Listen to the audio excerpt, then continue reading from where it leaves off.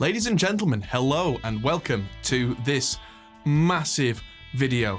I'm Adam Steele and this is Hop Pole Studios. This is my studio, this is where I work, and I am a massive speaker nerd.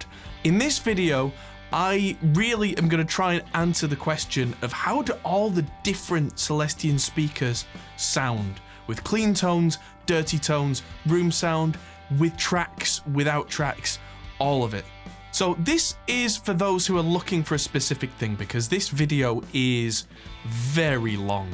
If you're going to watch this whole thing in one go, amazing. I hope you get some popcorn, get yourself a drink, settle in, because this is several hours of content here. This has taken me years to get together. However, if you're looking for a specific thing, here are a load of timestamps over a few pages that will show you exactly where to go, and also all the timestamps are in the description, and on YouTube the play bar will have everything segmented out as well. Here we go.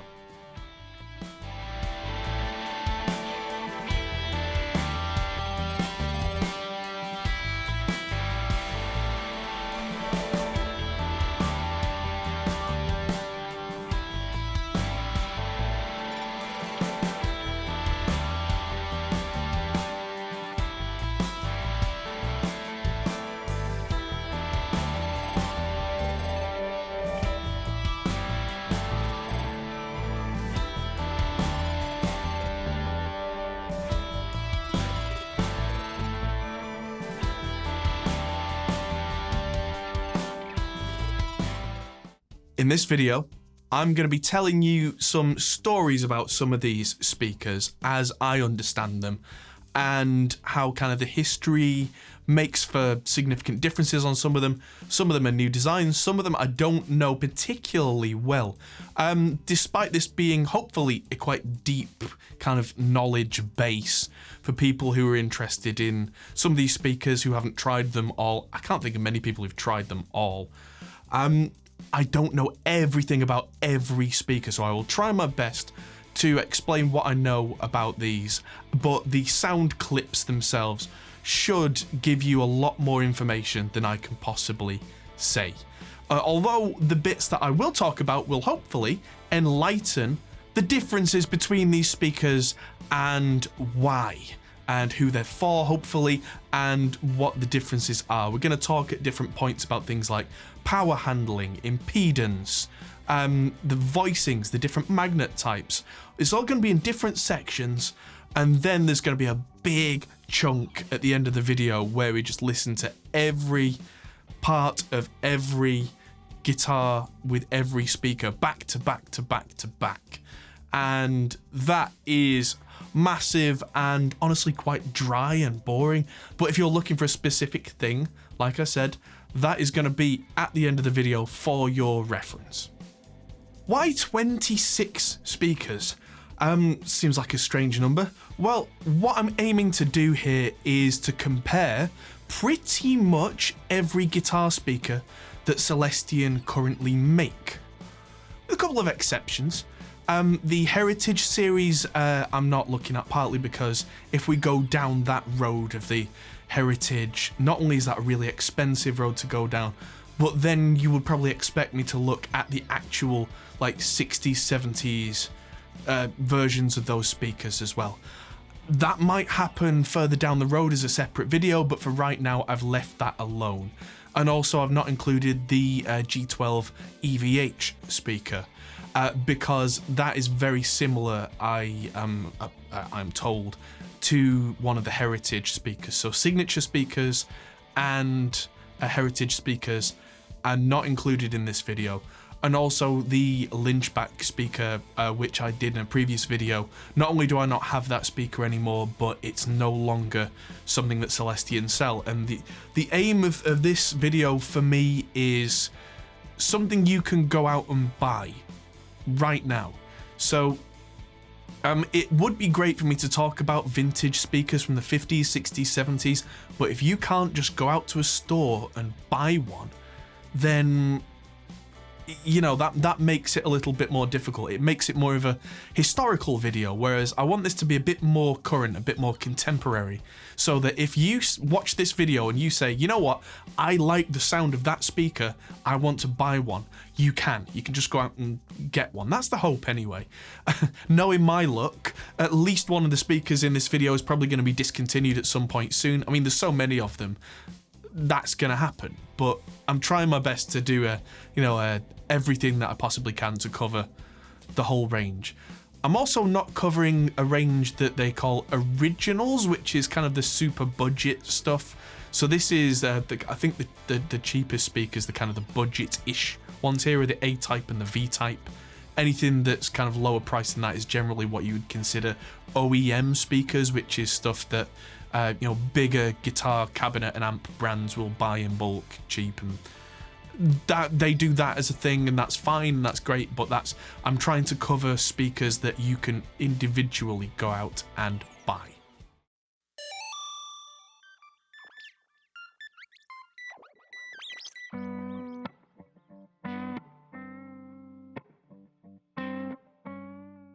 Now, in the past, I have done a series of videos on Celestion speakers before, and this, I have to say, if you open this up on YouTube, you will have seen the little thing in the corner that said paid promotion. I am not paid by Celestion to do this video. This is something I've done entirely on my own because I'm curious and because I'm the kind of person who wants to know and wants to educate. The reason it says paid promotion there is because of this. Over the months and years that it's taken me to get all of the stuff together that I needed to make this video, which we'll talk about in a little while, right near the end, I talked to the guys at Celestion, told them I was doing this video, and there were a few speakers missing out of my collection, and very graciously, thanks to Celestion, they sent those over for me to use in this video. Also, some of the other equipment has been sent to me to use in this video from people like Cranbourne Audio have sent me their EC2 preamp to use as one of the stars of the show. Rev Amps gave me a small discount on their amp which I'm using, and also a really nice t-shirt.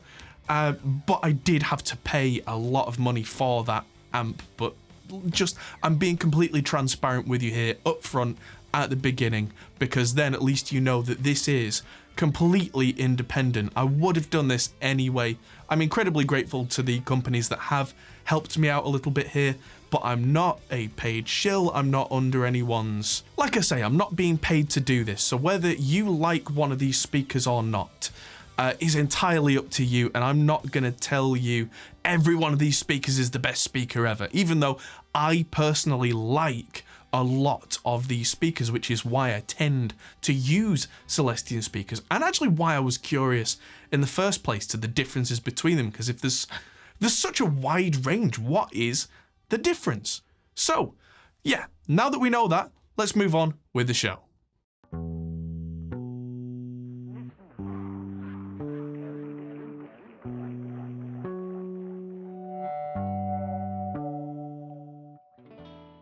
In the previous series that I did on this, which was several years ago now, I was trying to find a specific thing, which was not every speaker that Celestion do, but a select number of them, and it was for heavy metal specifically. I was trying to compare how a producer would use heavy metal speakers with only close microphones, no room microphones, no clean tones, and this time we are not doing that at all. This is far more comprehensive. This tries to cover a lot more of those bases. So this time I decided that, I do production for a living. I can play, but I'm not like a really good musician. I'm not a really good guitarist, and so I'm in the very fortunate position that I've managed to reach out to several key guitar players in the industry who have done separate sections for me. And I'm going to talk about each one of those now. The first section I've called Clean Blues. So this is what would happen with a very clean amp, in this case a Fender Twin, and a really good guitarist who plays a Stratocaster and plays very clean blues. And in this case, we've got Ross Campbell, the Bulletproof guitarist. What an amazing guitarist Ross is. And Ross was kind enough to throw a little blues lick together for me. This has no backing track. This is just completely clean, out in the open, bare, single coil Stratocaster. So if there's a little bit of buzzing in the background, that's from Ross's single coil setup. But Ross recorded his piece for me using a DI box to capture just the guitar tone and then send that over to me as a file so that I can then reamp that through the setup. I'll talk about the setup in detail after I've talked about each guitarist, but specifically for Ross, we used a Fender Twin, an early 90s 46L6, very clean Fender Twin. And it sounds wonderful. You do hear a little bit of the spring reverb that comes from that amp. And I'll give you a little sample of what Ross's part sounded like with one of my favourite speakers. And I won't tell you which because it might bias your opinion. But just this is roughly how Ross's part sounds.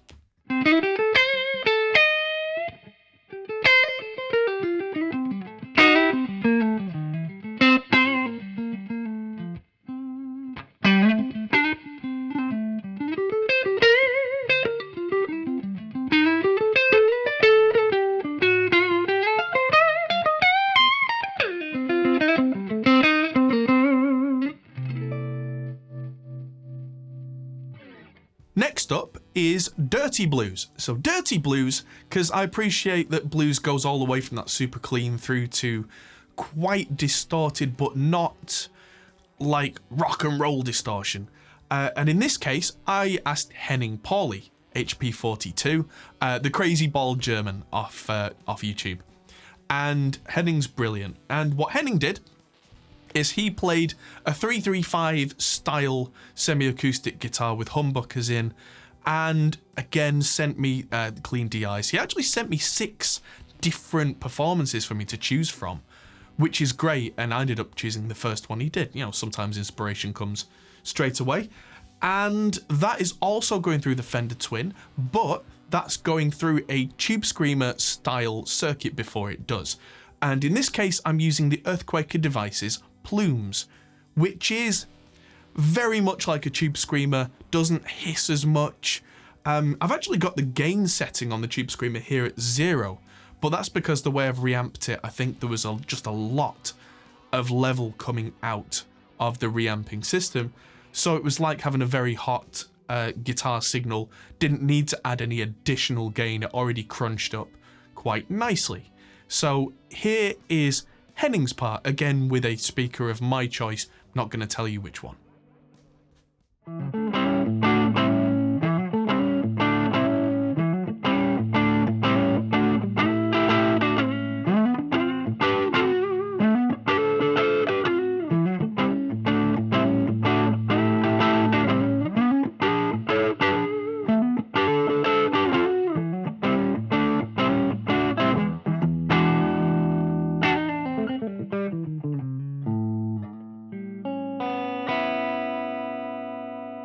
I met a very lovely guitarist called Jack Gardner.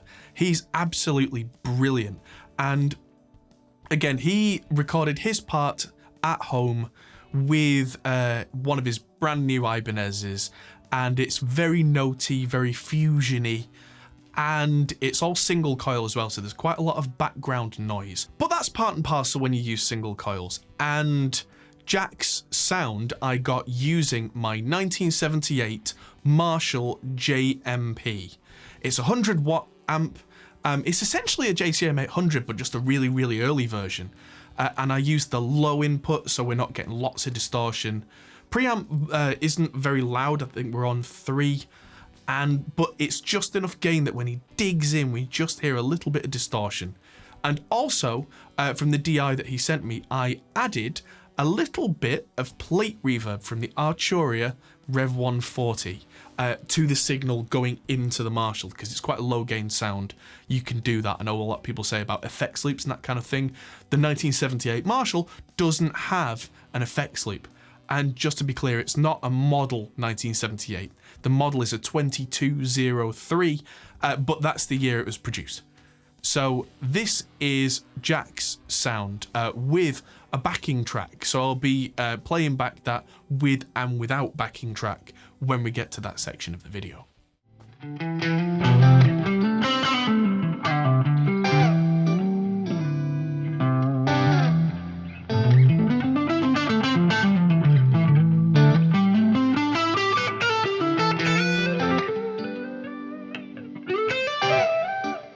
Now we're getting to the really meaty stuff. Now we're getting to classic rock.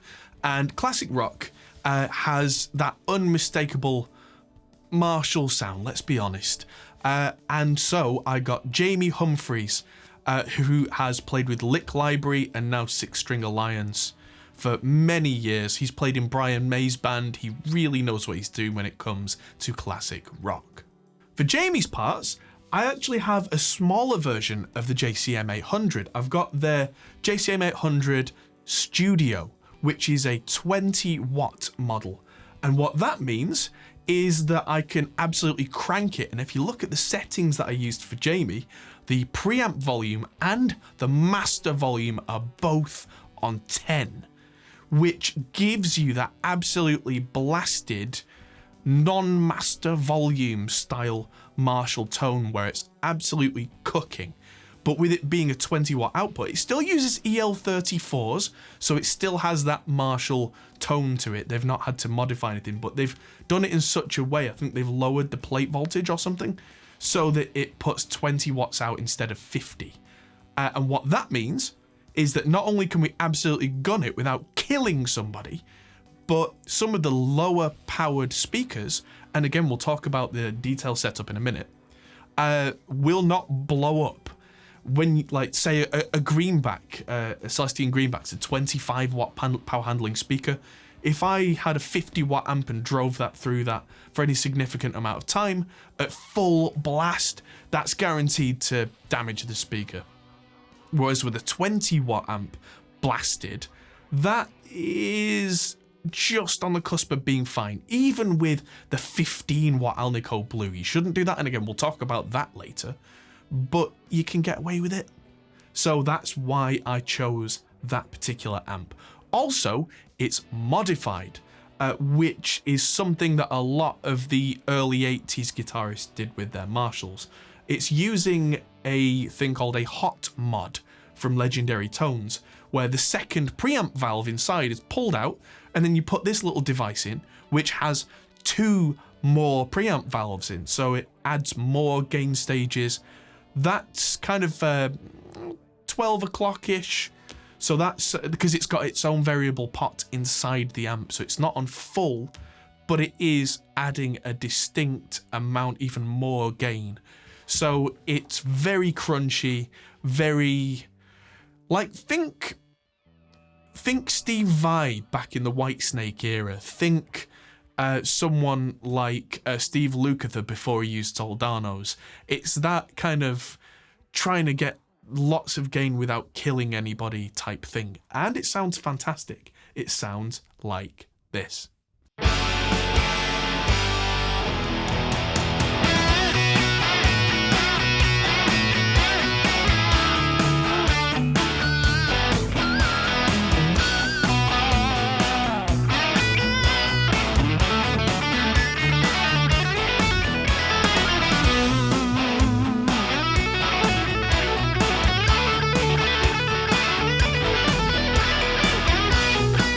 And again, that one, I actually have less of the room microphones in the mix, but that one has 2 guitars either side, also has a solo in the middle. So when we come to the playback later, we'll have one that's everything going, one that's just the rhythm guitars, one that's just the solo guitar, because that can make quite a difference in what you hear. Even though I've got a bit less room going on there in terms of microphones, that's more like what you would do with classic rock. You wouldn't have room microphones really loud because that just sounds weird. It doesn't sound right in that genre.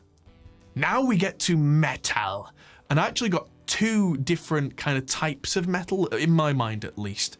And the first one is what I would call modern metal or progressive metal, however you want to name it, where the amp usually has more gain stages but less gain overall, and the guitarist is quite tight and very attacking and really kind of digging in and getting the most out of the amp.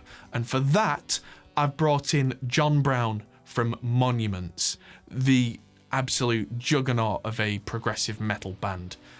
John was kind enough to do a double track for me and provide a backing track as well. So I've used the Rev Generator 120 Mark III for his sound using the purple channel.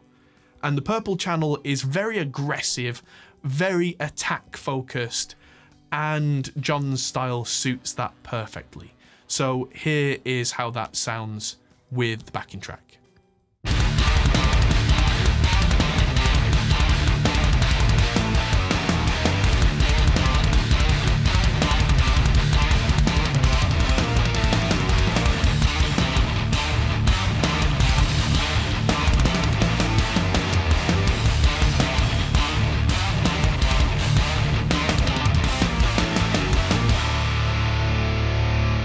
And last but certainly not least, I've got what I call heavy metal, which is the kind of slower, more kind of more saturated metal where you chug and you get these big fat sounds. And for that, I called upon Mr. Glenn Fricker from Spectre Sound Studios. He's well known as a fan of like classic heavy metal. He's a producer who uses a lot of high gain and uses a lot of big, almost doomy, but not quite, but just generally classic heavy metal tones. And for that, I used the Rev amp as well, but the red channel. And the red channel there, if I had to compare it to anything, it's kind of like a Mesa Dual rectifier, but with more of a tight bottom end. And you'll definitely hear on some of the speakers the tight bottom end coming through and giving you a thump, thump, thump. If you're listening to this video on headphones or on really nice monitors, maybe with a sub, you will hear on the chug, chug, chug, you'll definitely hear some thump going on that really kind of makes you jolt a bit. So those are the 6 guitarists, and those are the 6 parts. There's a big variety, like I said.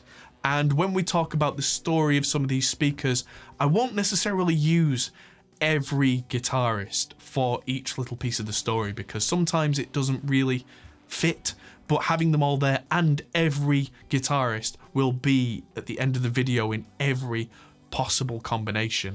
It's all covered.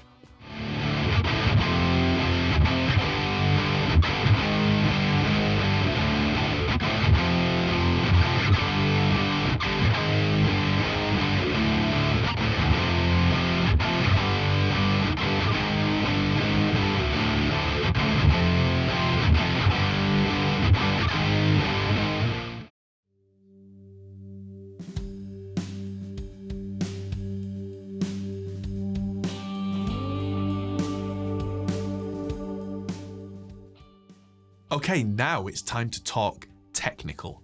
We're going to talk through exactly how I did this little set of experiments in terms of the signal chain from start to finish. So firstly, each of those 6 guitarists sent me completely clean DIs of each of their parts that they recorded with no amp, no distortion, no nothing on their side, completely clean, and they sent that over to me. That was then imported into Reaper, which you can see behind me. Shameless plug, if anyone wants to use Reaper, check out our production tutorials with Pro Mix Academy at hotpole.co/Reaper. I digress. But then from there, that is sent out of the Arturia Audio Fuse 8 Pre, which has incredibly clean outputs, into what I consider to be my secret weapon, which is what I call the Angry Reamp box from Signal Art Electronics. This is, in my opinion, the best reamp box you can buy right now. It's got a very high level of output, which means if you've got a really high gain like metal guitar that's really blasting the sound out, it can match exactly that, or you can back it off and make it behave more like a single coil. or you can do that in the computer and make the levels match without adding hiss and distortion and noise and problems. From there, I then went into the amps, so the Fender Twin or the 1978 Marshall or the JCM 800 Studio Marshall or the Rev. When we did Henning's parts, we went into the pedal, the Earthquaker Plumes, then into the Fender Twin. And those were dialed in accordingly. And the way that I dialed those in is that I actually used a load box to take speakers entirely out of the equation. So I used the 2 notes capped to 8, and I had each amp set with an 8-ohm output tap. And for each one of the guitarists, I dialed in a sound using 2 Notes Wall of Sound plugin for speaker emulation, just using a fairly generic speaker. Again, not saying which one because I don't want to bias anyone's preconceptions. And turn the dials of each amp until I got a sound that I thought was appropriate. And that way, that was done entirely without the speaker setup, which is what we come on to next. Once the Torpedo Cap to 8 was taken back out of the situation, we then had a speaker cable that runs from this live room here under the floor all the way into our control room, which is a good 20 feet that way, if not more. And that then went into the Tower of Tone. So Zilla cabs, huge thanks to Zilla cabs. I've been a long time supporter of Zilla cabs because it's all handmade here in England, and I commissioned Zilla to make me 3 specific cabinets. These are their Fat Baby model, which is like their Fat Boy model, but it's a 1 speaker cabinet. It's a closed back, it's very deep, which means you get a sound very close, equivalent to something like a 4x12, even though it's not a 4x12 or 4 speaker enclosure. It should give you a very close approximation of the kind of sound you would get with a 4x12. I appreciate it's not perfectly the same, but again, we're trying to be scientific here, and I couldn't afford to buy 4 of every speaker. So I went with 1 of every speaker and a 1 speaker cabinet and 3 distinct cabinets. But all built exactly the same size, same width, same depth, same height. These are exactly the same apart from the size of the baffle opening, where we either have a 12-inch speaker, a 10-inch speaker, or a 15-inch guitar speaker.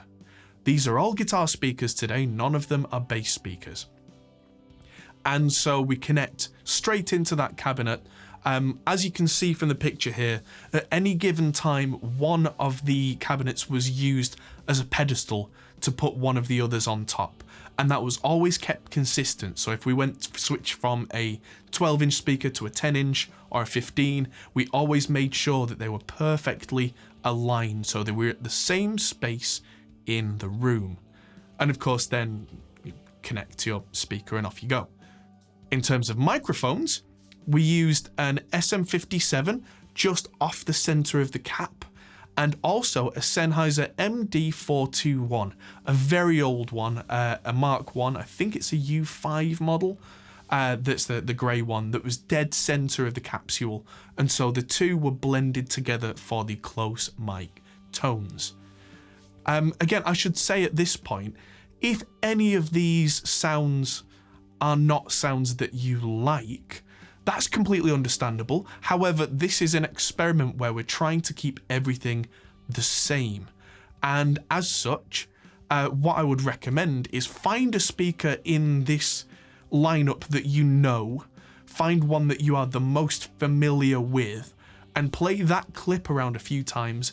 Get yourself acquainted with how your favorite speaker sounds in this video. Then use that as a reference to compare against the other speakers, because then you should have a much better idea of how different the other speakers sound from what you know. It's completely impossible for me to give you a reference that you will exactly get, because with the number of people that are hopefully going to watch this video, you can't be all things to all people, so yeah, my defaults might not be your defaults, which is why, again, I'm not saying which speakers are my favorites, although I will tell you ones that I like. I won't necessarily say which ones I consider to be go-tos, although I might recommend a few.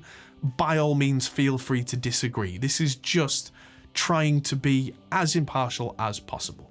As well as the close microphones, we also have a pair of room microphones.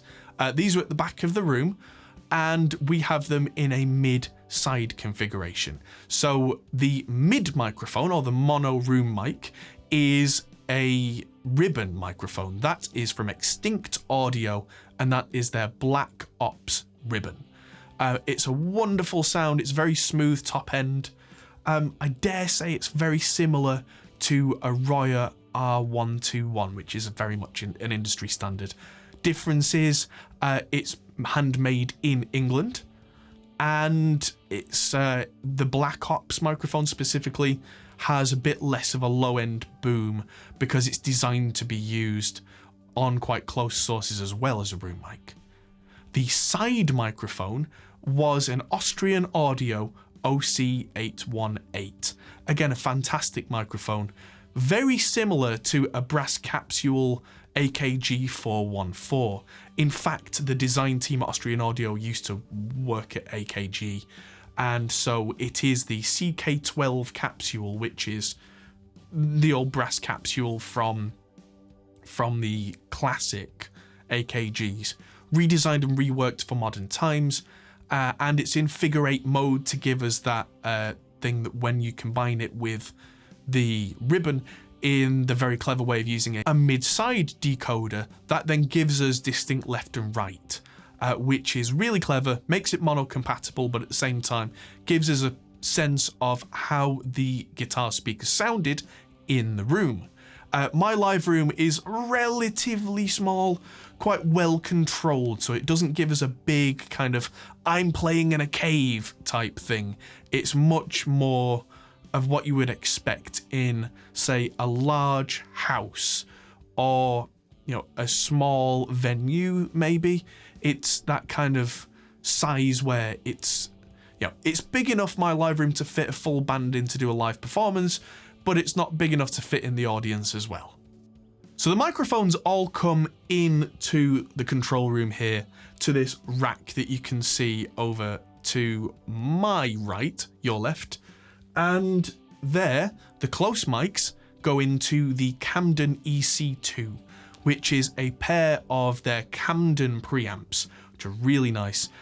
Cranbourne Audio sent those over for me to do a review video on that, talk about their features, which I'll do in a separate video, but also to use in this video, and they sound fantastic. They have this mojo control, which I had turned on the thump mode. Not too high up, but again, that shouldn't make too much difference because it's the same identically in every situation, and it sounds good.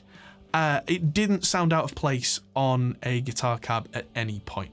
And the room microphones are going into a Drama 1960, which is a stereo valve preamp. That does have compressors, but I didn't use them for this. And then that all goes into its own separate channels in Reaper. And then the two coming from the Drama have a mid-side decoder that is then applied at that point, so we can hear it in stereo at any given moment. So all those mic preamps then went into the Audient ASP880, but specifically straight into its ADC inputs, which means that the preamps in the Audient, as great as they are, were completely bypassed in this circumstance, which means that I could use the ASP880 as some really high quality converters to get the pure signal in from the preamps straight to the system, because I use an RME RADAC card to do all the recording-y stuff. That's a lot of tech setup, but now I've told you the ins and outs of that. If you want to recreate this, you absolutely can. Change what you need to change. If anyone wants to do a video like this, please do. I mean, it's a crazy amount of work, but it's doable.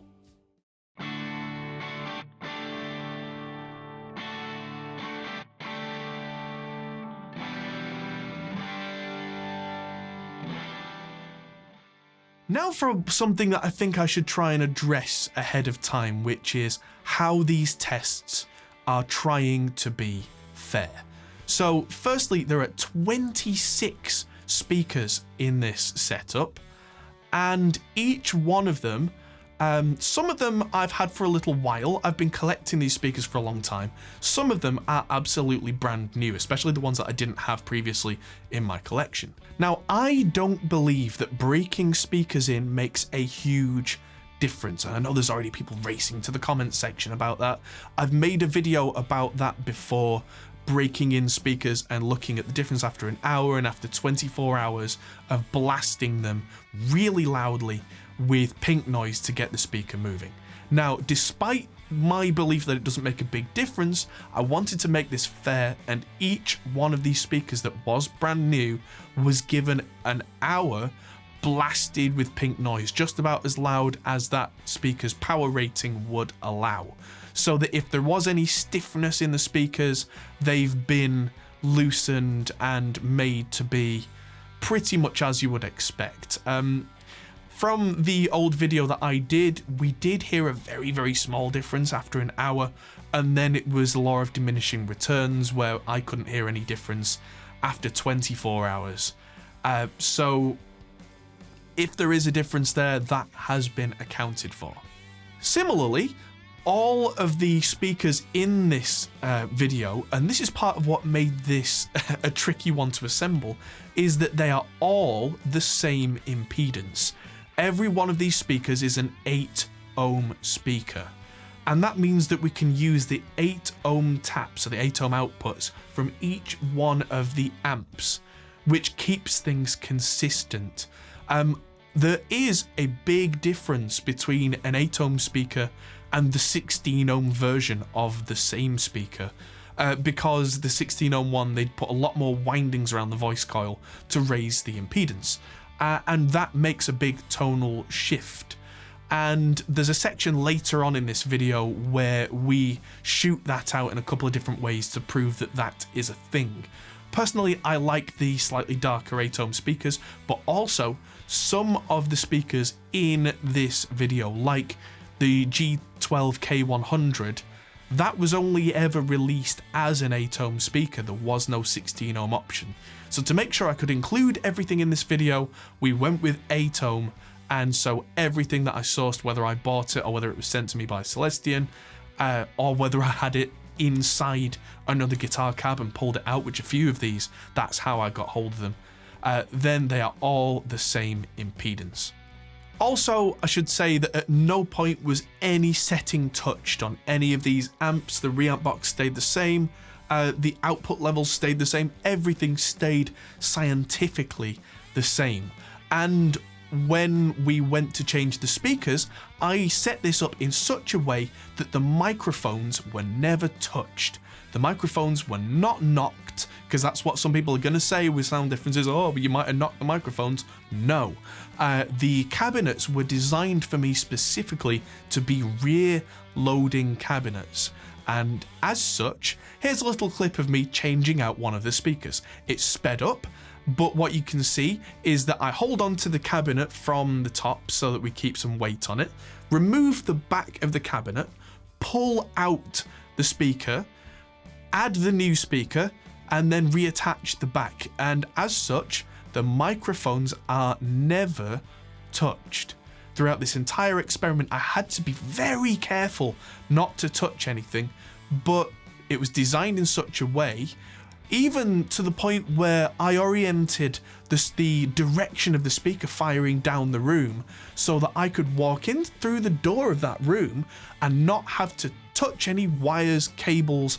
I could go straight to the speaker cabinet and do the speaker swap without having to touch anything. Also, you'll see little weights and boxes around the bottom of the bottom speaker. That was to provide place markers so that when we did have to take one cabinet out, which was taken out backwards again so the microphones were never touched, we could swap them round and put the cabinet of the same size exactly on the floor where the previous one was, to the millimeter, so that when we then placed the other cabinet on top and they were perfectly aligned, we used rulers to make sure they were aligned, we were millimeter perfect. And we took as much care as possible with that to make sure that the results were not skewed. This is really starting to sound like university grade stuff, but if I wanted to have as many things the same as possible, and as few people in the comments saying, oh, this could have happened, that could have happened, I don't want to have to respond to every comment individually. I want to make sure this is all right from the beginning, because my hope is that this video is one for the ages, one that people keep referring back to for a long time, and for that to be the case, it has to be right. So yeah, I'm putting as much effort in as I can, and this has taken me days and days and weeks and months to do right, and it's driving me insane, but hopefully the results are worth it for you. One last thing to mention in terms of keeping everything the same, the amps were all left on throughout the experiment to keep the valves at equal temperature, which means that we would turn one amp to standby, switch amps, and then turn the other one off standby, so that those valves were, like I said, at a constant warm temperature. The amps were all on for at least an hour whilst I did the initial setup before we even made the first experiment and the first bit of sound. So again, there is as much consistency as possible throughout this entire thing.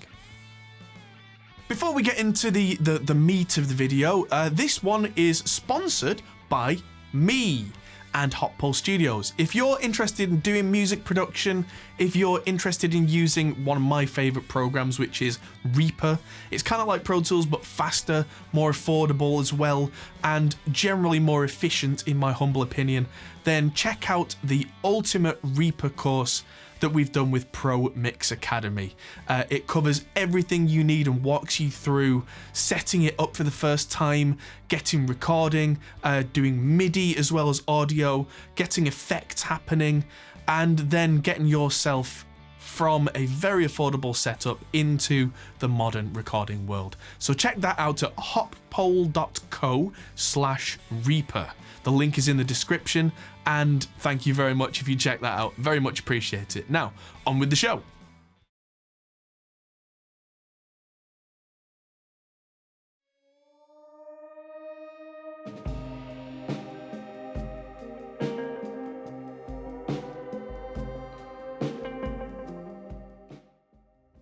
I said at the start of the video somewhere that we're breaking this down into little stories rather than just talking about each speaker separately, because honestly that would be really dry and dull, so I'm trying to make it a bit more interesting. And the first story is kind of a nutshell of the history of speakers in general, not just Celestion speakers, but the way that the technology has kind of evolved. So the first speaker up is this one. This is the Alnico Blue, as it has become known. This was considered the original guitar speaker, because any speakers before that were working, but as far as I'm aware, this is the first guitar speaker mass-produced specifically with guitar in mind. And it sounds classic. If you've ever used a vintage AC30 from Vox, that probably has a pair of these in. I know a lot of the oldest ones of these weren't actually blue, they were silver, but then it became iconic. They spray painted the blue, and off you go. This can only handle 15 watts, and we'll talk about power handling in a later story. But for the amps of the time, that was perfectly adequate. And the tone of this is quite bright, quite raspy, and the magnet uses what's called Alnico, which is an alloy that's mostly an iron magnet, but this has little bits of aluminium, nickel, and cobalt in the alloy, which is where the Alnico comes from. Aluminium, nickel, cobalt. And so Alnico was the kind of the composition of the magnets that were made at this time, and so this is the original kind of definition of how a guitar amp would sound. Here's a little bit of this super clean through a Fender Twin from Ross Campbell.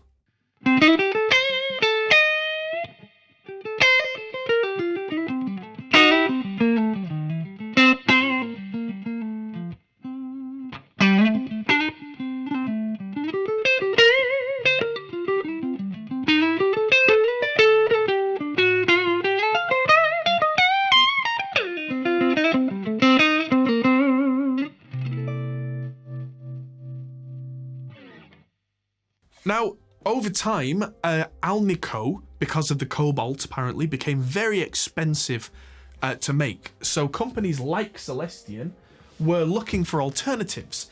And so they found that ceramic magnets, as found in this greenback speaker, this is the G12M, which is kind of the iconic ceramic speaker from the early days.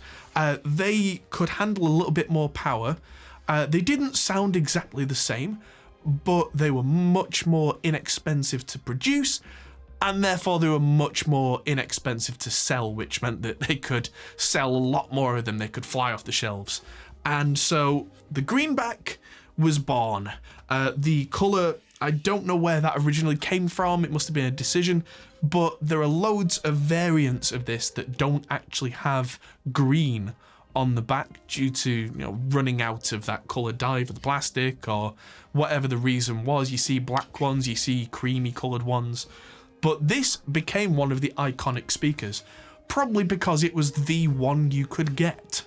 I mean, there are other variations, and we'll talk about that later on. There was a heavy magnet version of this, which could do a few more watts, which at that time made all the difference, especially when you had 4 or 8 of them making noise. That could be a big difference. But yeah, this is the greenback, and this is known for that classic rock tone. Here's Jamie Humphries playing a little bit of classic rock through the greenbacks.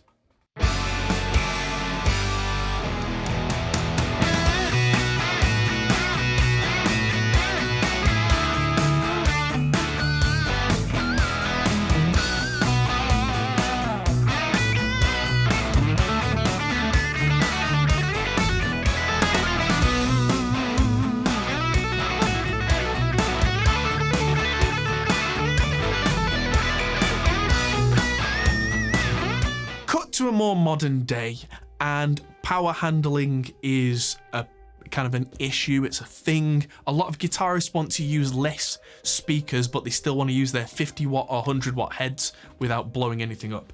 So Celestion, over time, they come up with loads of stuff, but a good modern example is this, which is the Creamback. It's very closely modeled after the original 25 watt Greenback. But this can handle 65 watts, which is more than twice as much as the original. It doesn't sound quite the same, it has a slightly different tone, but it's very distinctly Celestion, which I'll probably mention a few times. There's that kind of upper mid, fizzy snarl, angry, bright kind of thing going on. And so here is Jamie Humphries again, and then a little bit of John Brown with the Creamback M.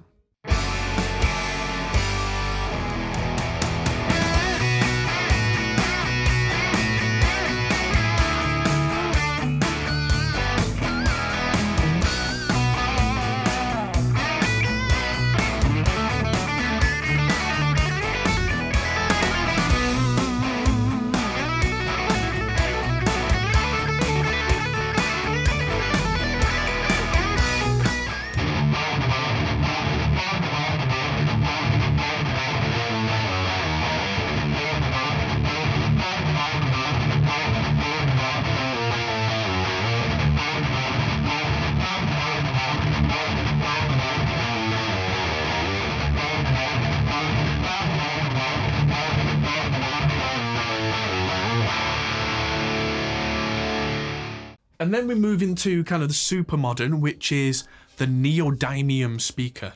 So this is the Creamback Neo, and neodymium is a different magnet type, because then there was the Alnico ceramic neodymium, otherwise known as rare earth. Neodymium is known as being very, very magnetic, which means that it can do the same job in a speaker type environment that one of the older magnets, like a ceramic magnet, would have had to have been much larger. The Neo, as you can see here, it's a much smaller magnet, but that makes it lighter because you need less material. Because it was really magnetic, they could make an equivalent loudness of speaker with a much smaller unit. So this is a 60 watt speaker, and I can carry this on my little finger. and that is still incredibly loud. But because it's technically more efficient than the old ceramic design, it has a very different sound. And of course, Celestion changed everything to make this sound much more like something we know. So this is the sound of the 60-watt Neo. Here's a little bit from Henning Pauli, and then a little bit from Glenn Fricker.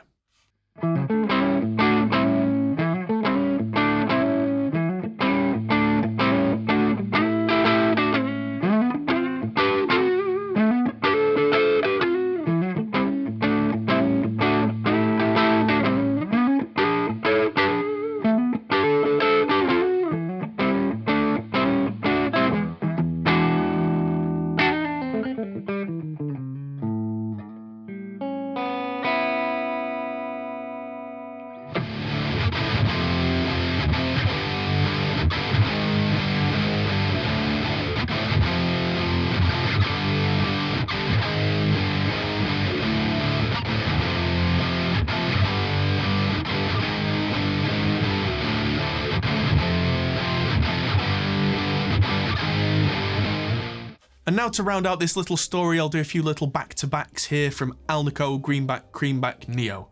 Let's pick a few. Let's pick Ross with the clean blues thing, so you can hear the difference there. Let's pick Jamie with the classic rock.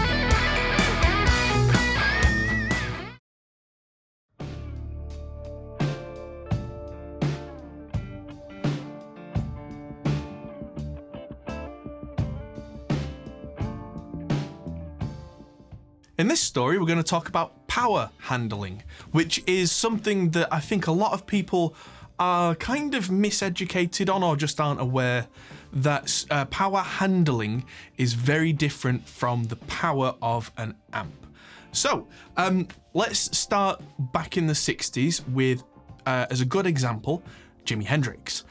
Hendrix would be playing shows where his amp was absolutely blasting, or he would have 2 or 3 amps chained together and the volume would be on full, because that wouldn't be going through the PA system with a microphone. No, that would be what the crowd heard. And if we're talking somewhere like Woodstock, where there's a 6-figure number of people there, those amps are loud. And those are 100-watt amps that might have 4 speakers attached that could handle 20, 25 watts each. Those are the medium magnet greenbacks. And as far as I'm aware, guitarists like Hendrix were quite infamous in that era for setting fire to speakers. What was happening, I believe, was that the power handling of the speakers wasn't enough. And what power handling is not to do with perfect matching or anything like that. The power handling, let's say you've got a 20-watt power handling on a speaker. What that means is if you put more than 20 watts of power through that speaker continuously for any period of time, the speaker's not going to be able to get rid of the heat that is made, because when you move a speaker, there's a little bit of friction, and that friction causes heat. It's converting electrical energy into sound energy. It's physically making the thing move, and a byproduct is heat. And if that can't go anywhere, that speaker's going to get hotter and hotter and hotter, and eventually that heat will reach a critical level and something will melt. Whether it's the voice coil inside the speaker melting and kind of grinding to a halt, or whether it's actually catching fire on the speaker, that's what happens. And so from there, from the M greenback, Celestion also made an H version, the G12H, which was the heavy magnet version. This is the anniversary model that they still make. The G12H 30 watt, I believe the originals were 25 watt, but then the M's were 20 watt at that time. So the heavy magnet version could handle more heat. I wonder if part of that was just because the larger magnet could absorb more heat before it got to a critical level. Possibly that's my understanding of the situation, but also a heavier magnet meant that when the amp sent more power to the speaker, in that instance, the speaker would have a slightly more stiff response. The transients would have more thump because the voice coil was in a stronger magnetic field, and so the voice coil would make the speaker jump that much more quickly because it was in a stronger magnetic field. The downside is these are really heavy, but if you look at classic Marshall cabinets, really classic heavy Marshall cabinets, they have a little 100 in the corner. That's using the heavy magnets, because the then 25 watt heavy ones could do 25 watts each, total of 100 watts. And apparently if you combine 2 of them with the then top of the line Marshall Plexi, absolutely cranked, they wouldn't catch fire, which for a guitarist is a pretty important thing. You don't want your rig going down mid-show. So here is the classic rock and metal sound from John Brown with the G12H 30 watt.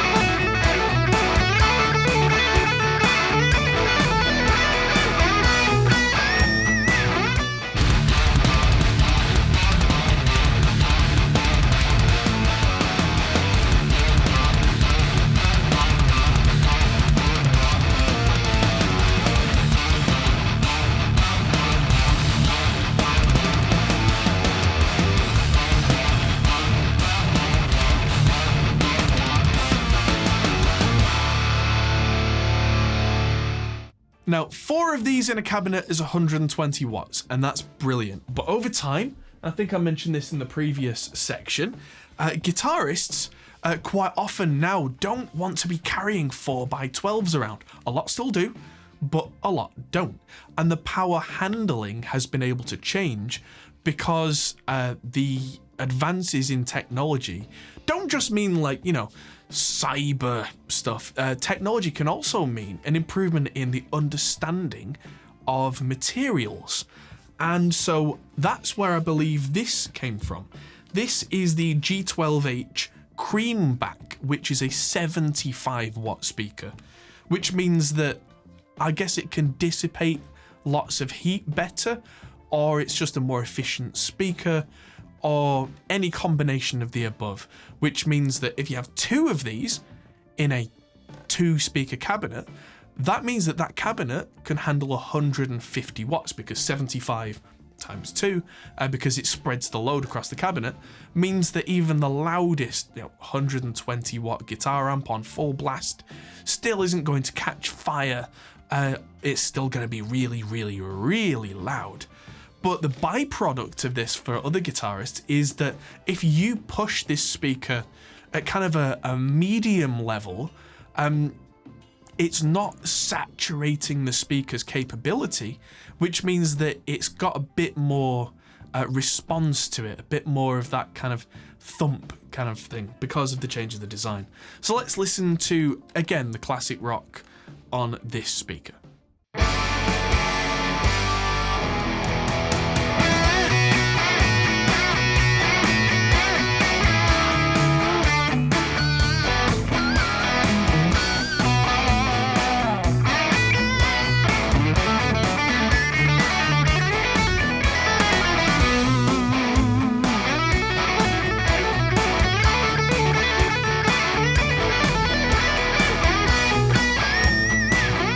Taking this idea pretty much to the extreme is the Redback. This has been out for a couple of years now, and this seems to go along the idea that if you want just a single speaker to never be at its absolute limit, even with a really loud guitar amp like the Marshall that we have, or the Rev Generator, absolutely at full volume, that's roughly 120 watt amp at a push.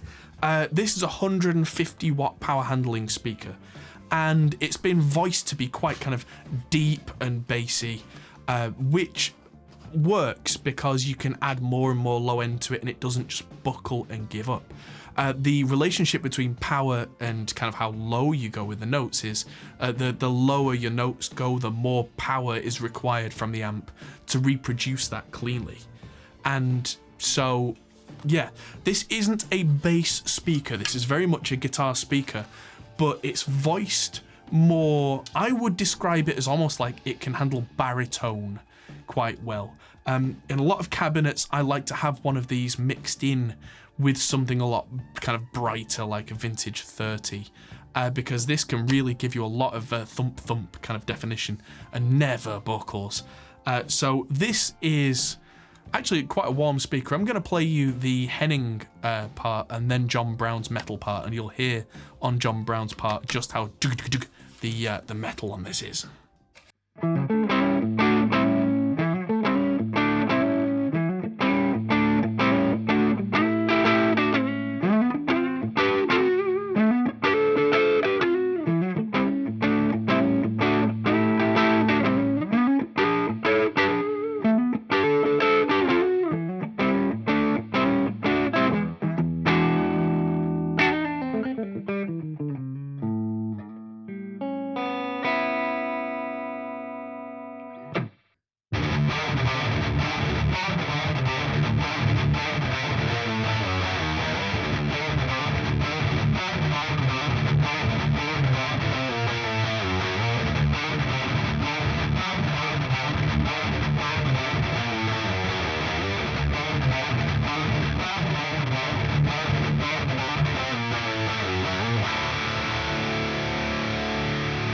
Taking this all the way to the extreme, Celestion also do PA speakers, and I suppose at some point they combine the kind of the design principles of the two, they've come out with this. This is the Copperback.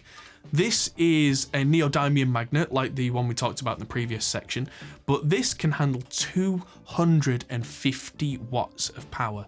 Now, there is no guitar amp that I know of that puts out that amount of power. I'm sure someone in the comments is going to tell me about one, but there are bass amps that definitely do that. And I know that companies like Blackstar do the Series 1 200, but like the idea I think behind this is no matter how much level you slam into this, it should sound fairly linear and not kind of give up.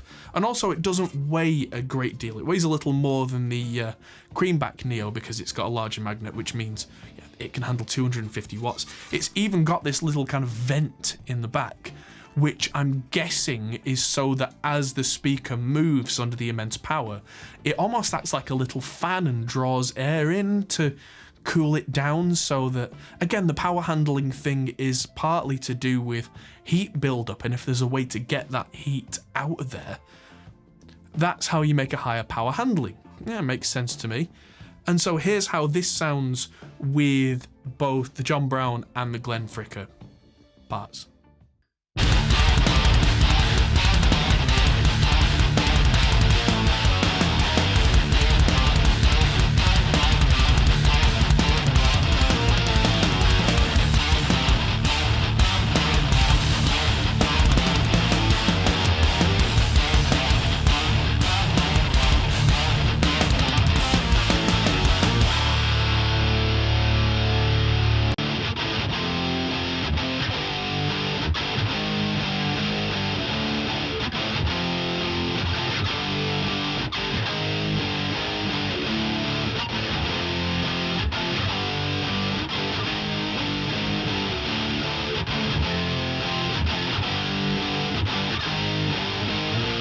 One last thing to say about power handling before I move on is that, like I was saying, power handling of the speaker and the power output of the amp are not really related.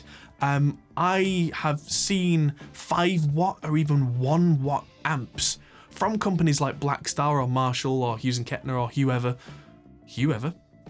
that sound absolutely wonderful with something like this 250 watt speaker.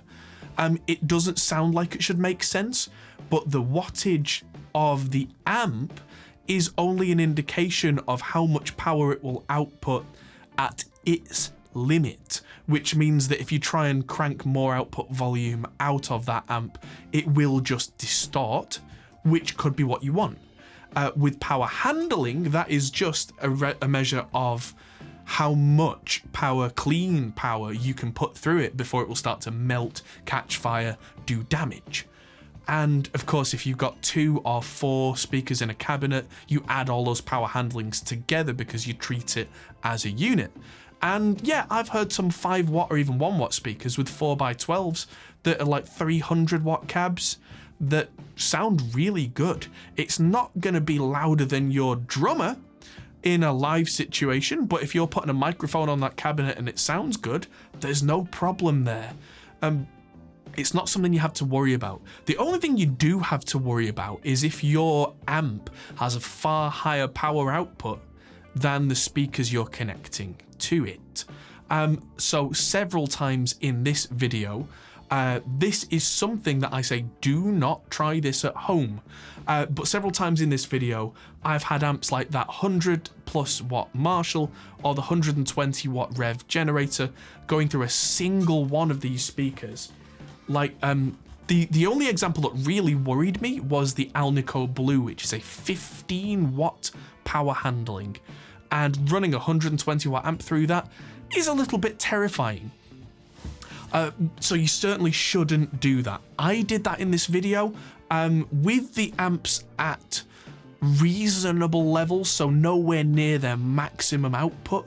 Also for relatively short periods of time, so that there wasn't really much chance for heat to build up. Especially with that Alnico Blue, I ran the Fender, then one of the Marshalls.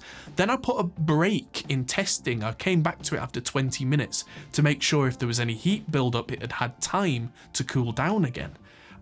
Turns out that shouldn't have been a worry. The amp wasn't that hot.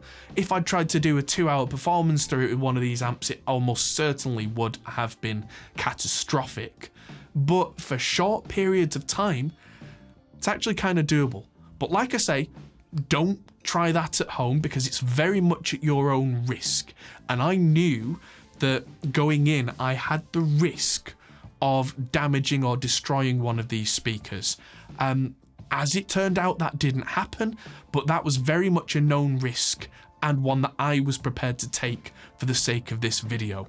What I would recommend you do is either have a speaker or a set of speakers in a 2x12 or 4x12 or whatever multiple speaker cabinet you have, and make sure that the combined power handling of those speakers is at least the same as the output of the guitar amp you want to use it with, just to be safe, because that way you know that if you then crank the volume up on that amp head or on that combo, whatever it is you're using, you're probably not going to start a fire. That was another thing that I was worried about. I always had a CO2 fire extinguisher to hand. Like I said, thankfully didn't need to use it, but I knew the risks that I was taking. So yeah, do so at your own risk, or just don't do it.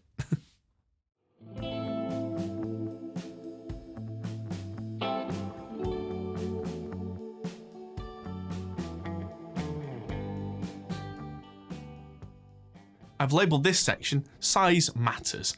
Now, some say that size matters with speakers. I think, again, that's another common misconception, because the generally accepted sizes are 10-inch, 12-inch, 15-inch, and most guitarists that I know generally will say that 12-inch speaker is the one you want. It's the one that's got all the bass, it's the one that's got all the grr, but I think that's kind of like a self-perpetuating idea, that because most guitar cabinets use 12-inch speakers now, that therefore must be the reason why. And I think the actual reason why is just that's the way it's been done for 70 years at this point. However, I have alternative ideas. Like this I grabbed before is the 12-inch Greenback, which is a pretty good, more than pretty good, it's a legendary 12-inch speaker. This, however, is the G10 Greenback. So this is the 10-inch version. This is a 30-watt speaker. This can handle more power than this one can. And also, it doesn't have the sound you would think. It doesn't have like a tinny sound or a lack of bass. I mean, why do you think that these big bass cabinets are like 8x10s? If a 10-inch speaker didn't have as much bass, why would we use them in bass cabs? You just have to design your speaker around that size.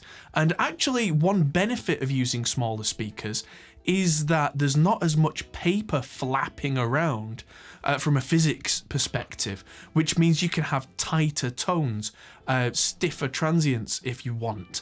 Again, design pending.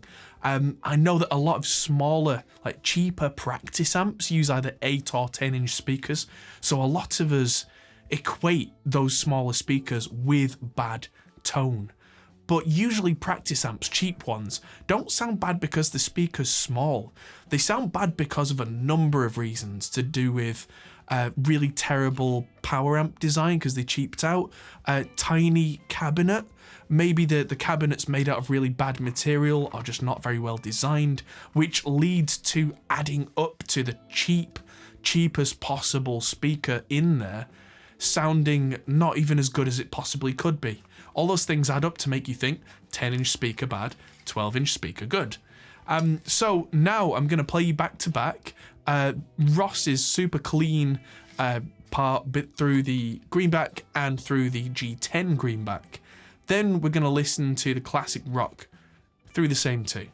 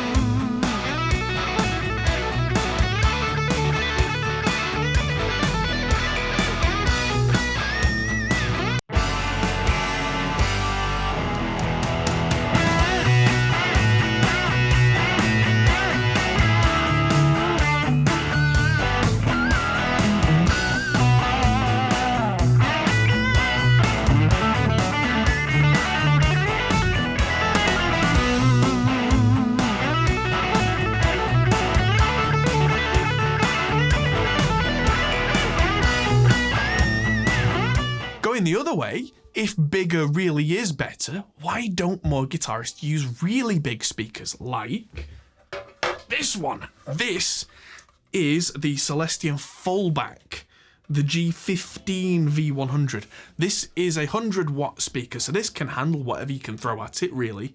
And look at it, it's huge. It's got a nice big full sound. A lot of people think bigger speaker means more bass, and again, that's not necessarily true. It depends on the design of the speaker. I definitely find that you get a softer transient response and thicker low mids on larger speakers like 15 inches.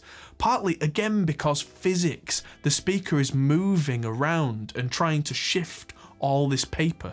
Because speakers, of course, they wobble at certain frequencies based on, what you feed it. Whether you give it a low sound, whether you give it a high sound, they have to try and move.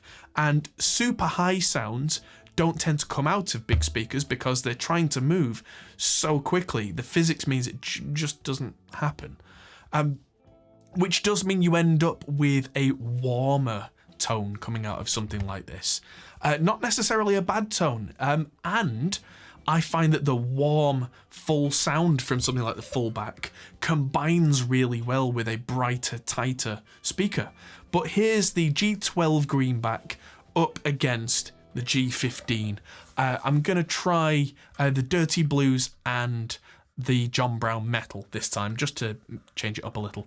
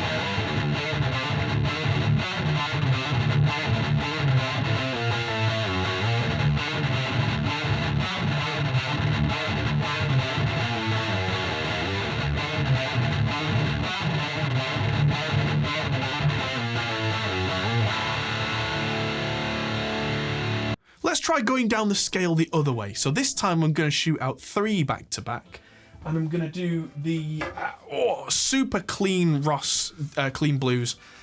Then I'm going to do the Glenn Fricker heavy metal, and I'm going to use the Fullback. Then I'm going to use the Alnico Gold. I'll talk about that more in a minute. But then I'm also going to use the G10 Alnico Gold, which is the 10-inch version that also has very high power handling for its size. I think it's a 50-watt power handling on this thing. It might be 45 watts. So power handling isn't an issue for any of these, which takes that out of the equation a bit. So this is now 100-watt, 50-watt, 45-watt speaker back to back to back. Let's listen to them.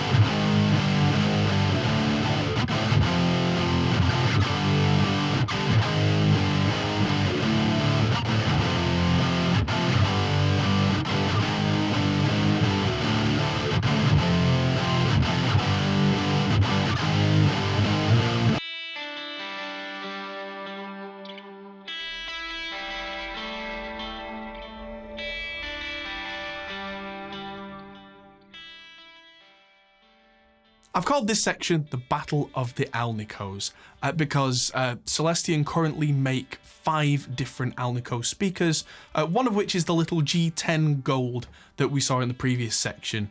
So I'm leaving that one out because it's a different size, and that makes a slightly unfair comparison here. So I'm going to start off with the original speaker, which we talked about in the first section, the historical one.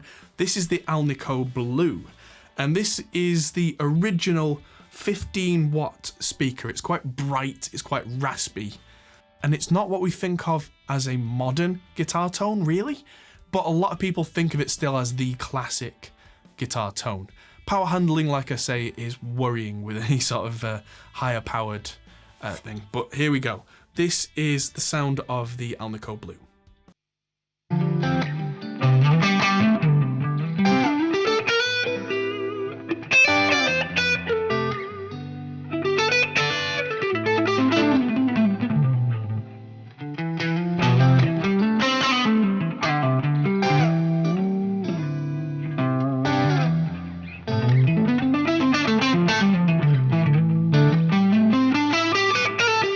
Like I said earlier in the video, I don't very strongly believe in breaking in of speakers, but maybe it is a little different with the really old, really low power speakers where years and years of use might actually change the sound. But Celestion have kind of picked up on that, and as a result, they make the Celestion Alnico Gold now. Apparently the goal of this speaker was to have a higher power handling but still sound quite like the original, but with a sound that sounds more like a very old, more broken in speaker. Whatever broken in means, whether that means that the actual, like, the age of the paper has had some bearing at that point, whether that is just physical aging, that just breaking in just by putting noise through cannot replicate, or whether there is something to that, I'll let you decide there. But this is the sound of the Gold, and I will back-to-back it here with a couple of the examples. The examples I'll use for this are the Dirty Blues and the Classic Rock.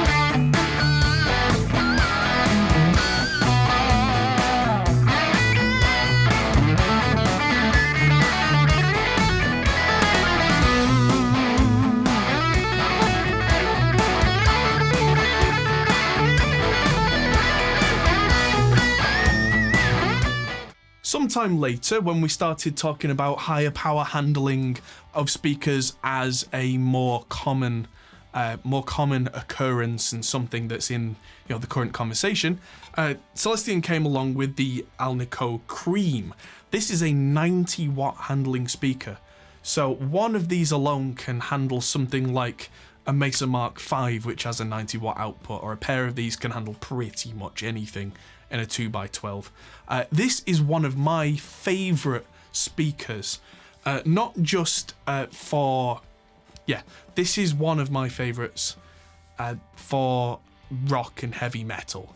It's really good for that because the high power handling lends it to being not kind of crushed up when we're talking really precise playing. But also, this is time for a nice little aside story that when Celestion went to design the Vintage 30, which isn't part of this little section really, they were trying to replicate roughly the sound of the original Alnico speakers. Whether they did or not is not for me really to say, but that was the aim apparently, was to try and get something that sounded like the brighter Alnico speaker, but with a higher power handling. So in my opinion, Celestion actually hit the mark closer with the Alnico Cream, because this is physically an Alnico magnet speaker with very high power handling. And so in a lot of the applications that a lot of people would use a Vintage 30, I personally have been preferring the Alnico Cream. So I'm going to do back-to-back of the Alnico Blue, the Alnico Cream, and then throw the Vintage 30 in just so you can hear the difference there. And that I'm going to use Clean Blues and also the John Brown Metal.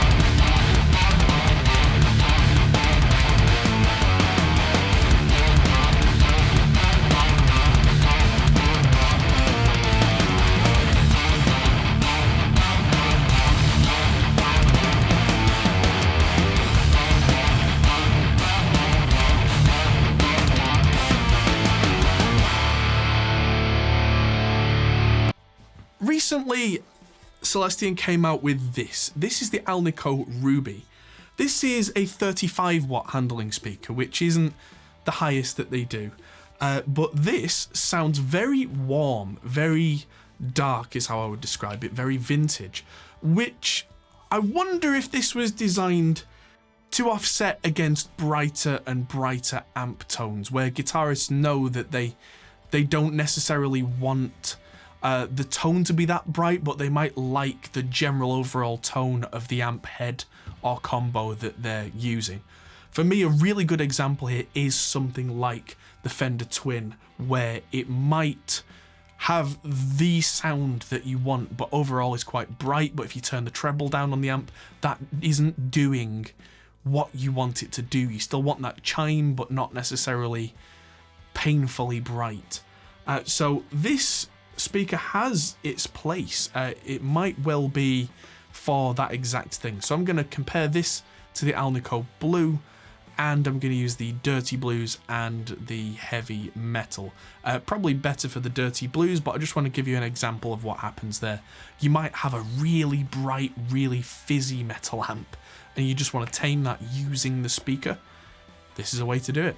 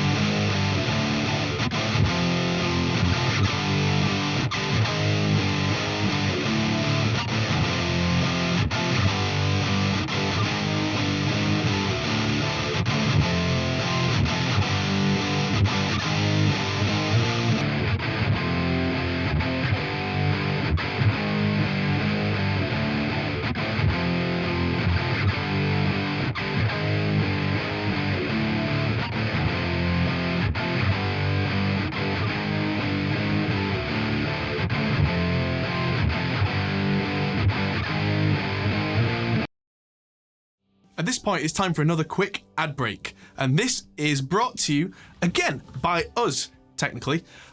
This set of speakers, most of them are available as impulse responses. So if you don't want to go out and physically buy these speakers, but you like the sound of them, Celestion are making their own with their Celestion Plus range. They have a plugin that you can use in your studio that gives you loads of these different speakers that you can move the mics around virtually and do all that clever stuff, or you can separately buy the impulse responses as files to use in your favorite IR loader. And if you want to do that, there is an affiliate link in the description that sends you to the Celestion Plus website and tells them that we sent you, and we get a bit of a kind of a kickback from that, and that helps us to carry on doing this kind of thing and doing more work with the channel. So thanks everybody, on we go.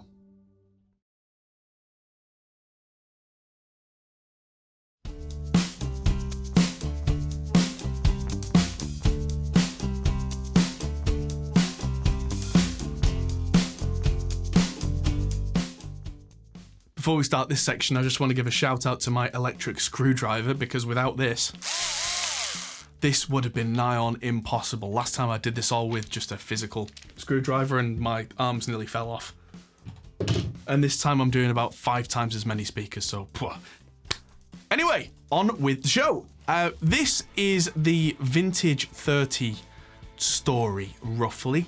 Then call it what you will, but I just wanted to talk about this little family of the vintage speakers. So this all starts off, again, like a lot of them do, with the good old Alnico Blue, which is very much the template for a lot of these speakers, and kind of what I suppose is considered the Celestion sound, with that kind of upper mid bite. So after that, they made the greenback to try and make things much more affordable, and then sometime later they were trying to capture that sound of the Alnico Blue, but by using some then ultra modern techniques in the late 80s, early 90s, to kind of make them as close in sound to the Alnico speakers as possible. And so the Vintage 30 was born. I don't think the two sound the same, but you can definitely hear similarities and kind of family relationship between the Alnico Blue and the Vintage 30. This is a 60 watt handling speaker. Even though it says Vintage 30, I wonder if that's to suggest that it has the sound of a 30 watt speaker of the time, maybe? I don't know, that's speculation on my part. But yeah, it's actually a 60 watt speaker, which is why if you see 4 of these in a 4x12 and you look at the back panel, it'll say maximum power 240 watts, because 60 times 4 added together, that's 240. So there you go. And this is a speaker that has been used the world over by many, many, many, many people. Mostly, I think, rockers and metal guys. It seems to have become the go-to for a lot of people. It's got that brightness, that distinctive Celestion sound, solid low end. Because it's a 60 watt speaker, it's quite hard to make them kind of go all flubby and loose. And so you get a lot of that stiff bottom end, which a lot of rock and metal guys go for. Here's the Alnico Blue up against the Vintage 30.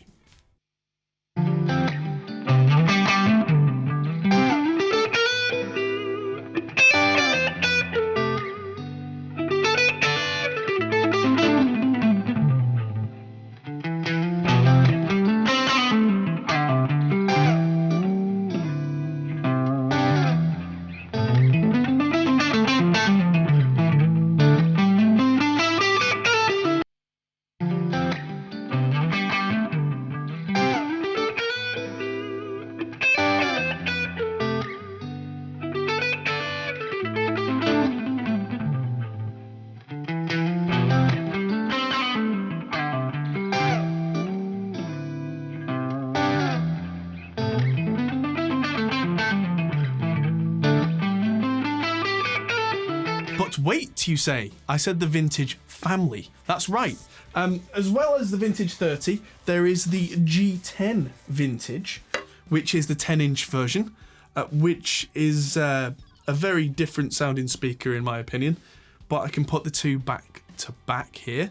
And also, there is this one, the much misunderstood G12 Century Vintage. This uses a neodymium magnet. I think it was one of the first ones that Celestion did that had a neo magnet, and I think it kind of got a bit of a bashing in terms of reputation, but it sounds different, but not bad.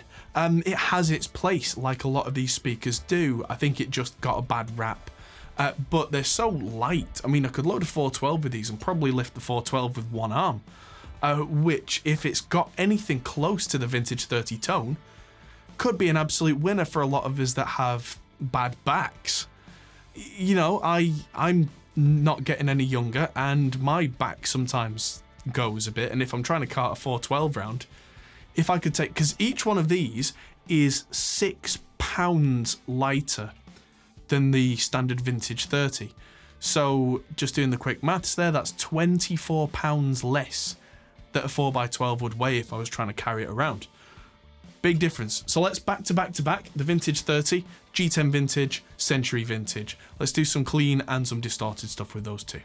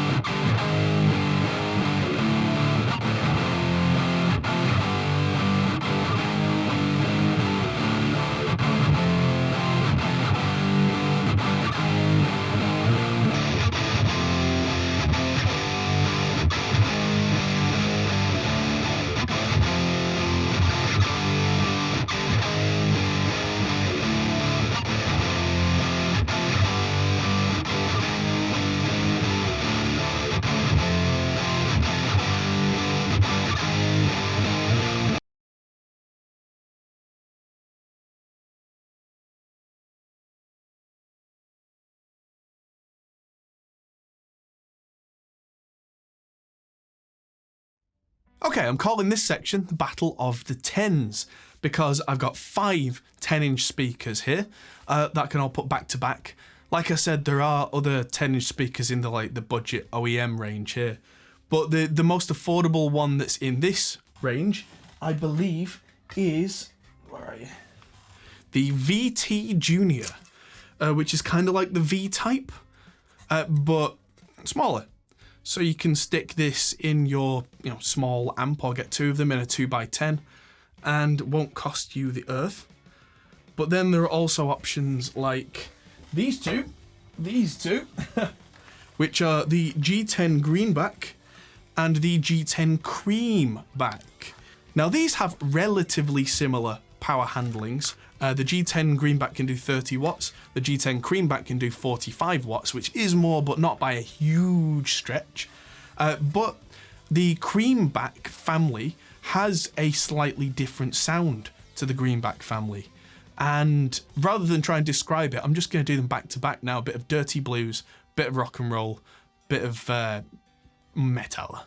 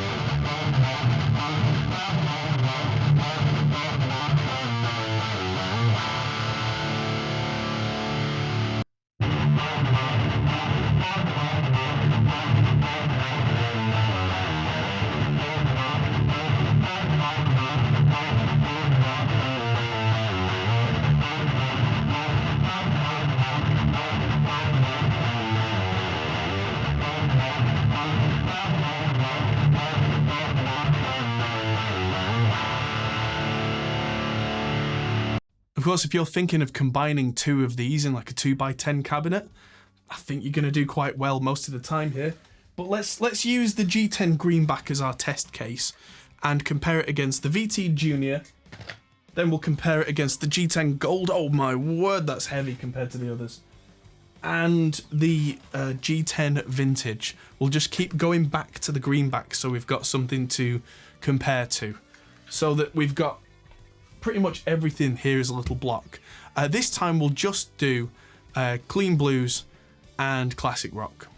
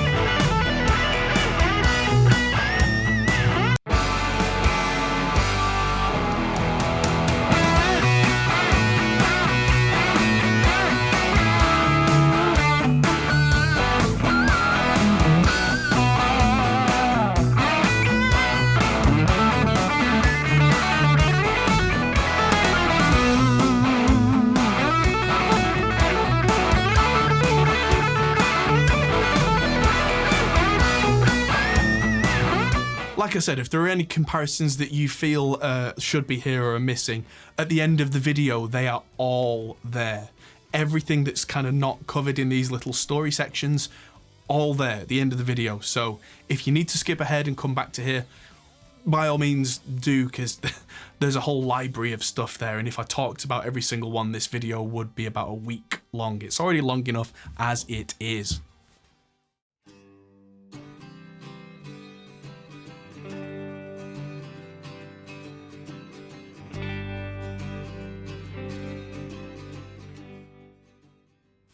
I've called this section the fancy numbers section, otherwise known as the ones left over that I didn't know what to categorize as.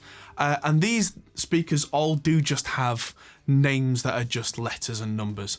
But hopefully I can shed some light on what some of these are and give you some comparisons to the other slightly more well-known, I guess, or, you know, the ones with the catchy names.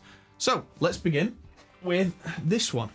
This is the G1235XC. Bit of a mouthful as a name. But this one is a bit like the greenbacks. This feels like it's got a heavy magnet on it, but it might be medium. It's hard to say just from the weight alone. But this is a G12. Almost all of these, the actual speaker number is G12 something something. I always thought that G meant guitar, but it turns out G just means general. Back in the day, these were used in PA systems and all sorts of stuff, or at least the G12 series was. And from what I gather, traditionally, Celestion's G12 speakers had their paper cones, you know, the big papery bit, made by a company called Pulsonic. And a lot of people believe that the Pulsonic cones were better sounding than the later ones. I think the Pulsonic factory burned down, and then they used a company called Kurt Muller to make the later greenback paper cones. And so in search of the original Pulsonic sound, because I think the different manufacturing meant they did sound different, whether you believe one's better than the other or not.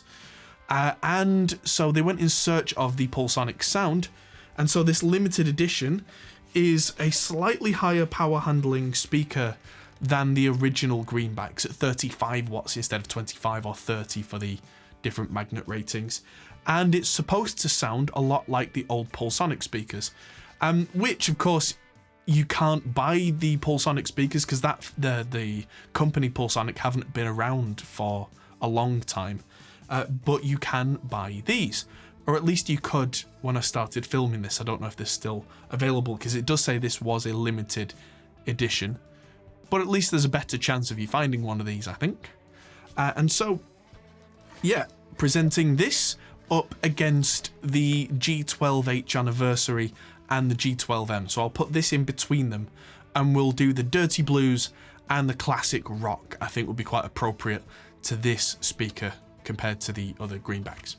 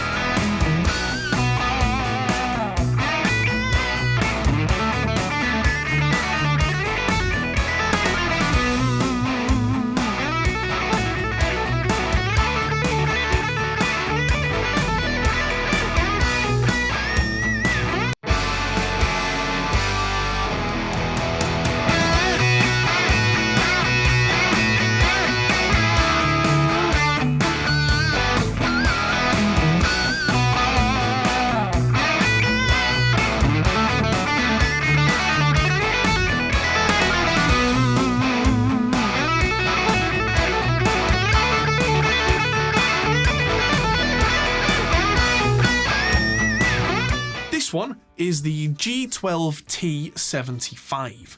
Now this one is very, very common in Marshall cabinets from when they were made up till now. A lot of the 1960 model of Marshall cabinets contain these, and they're 75 watts each, which means that you get a 300 watt cabinet with 4 of them, and you'll see that on a lot of the back of Marshall cabinets, 300 watts, however many ohms depending on configuration of these. And a lot of the metal guys used these. I think they're quite a bit more kind of mid-scooped sounding than the classic greenbacks, and of course because they can handle such high sound pressure levels and high wattage ratings, they do give a more solid low end than the greenbacks did. So I'm going to compare this now to the classic G12M greenbacks.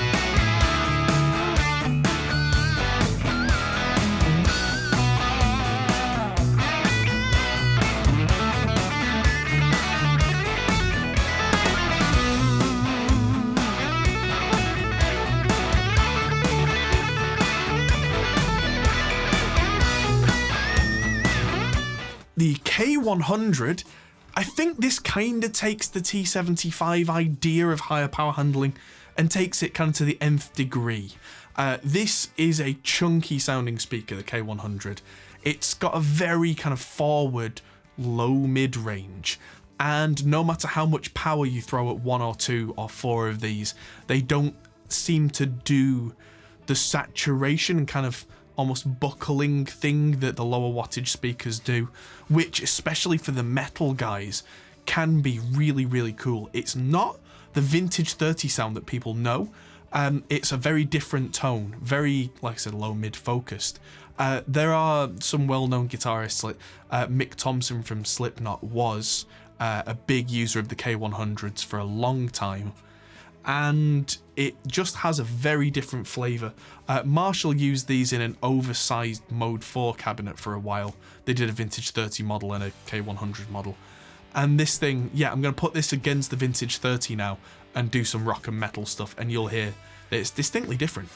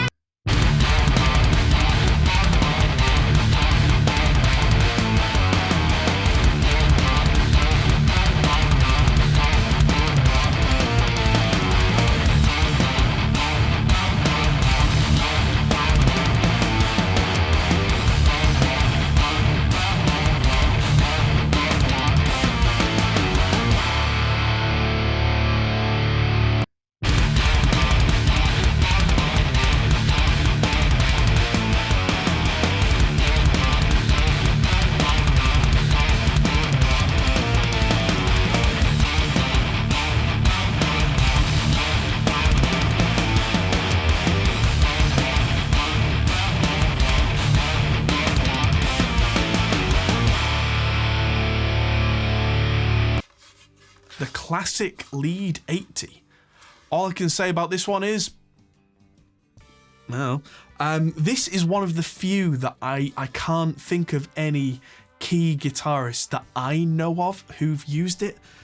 So apparently it sounds great, and I'm going to compare this against the Greenback and the Vintage 30 now, so that you can hear the difference on clean and on something a bit more distorted. But honestly, this is one that I don't know very well, so here it is.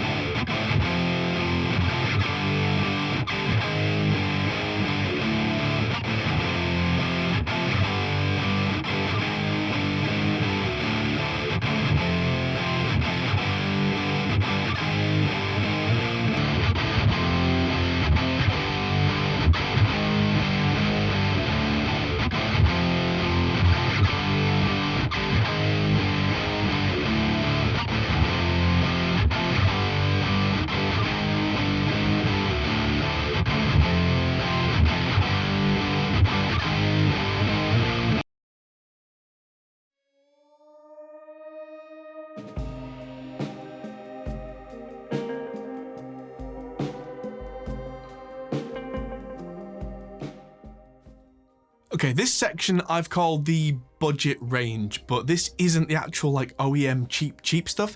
This is a couple of relatively new speakers that Celestion have made, the A-Type and the V-Type. These are a bit more affordable than the other speakers, which means that a lot of companies can use them in their cabs as a go-to choice. But these both have interesting characteristics about them that make them very usable. First up is the V-Type, which is V-Type, so it's kind of vintage-ish, but I suppose they've not used the word vintage because they don't want to put it directly up against something like a Vintage 30, which has a very distinctive sound to it. It's quite a heavy speaker, and if I remember rightly, yes, it's a 70-watt power handling, which is actually more than a Vintage 30 can handle, which gives it a very specific sound. I'm going to put this up against the Vintage 30 and also a Greenback, so you can hear the characteristic of the V-Type, and you can hear that typical Celestion sound is in there.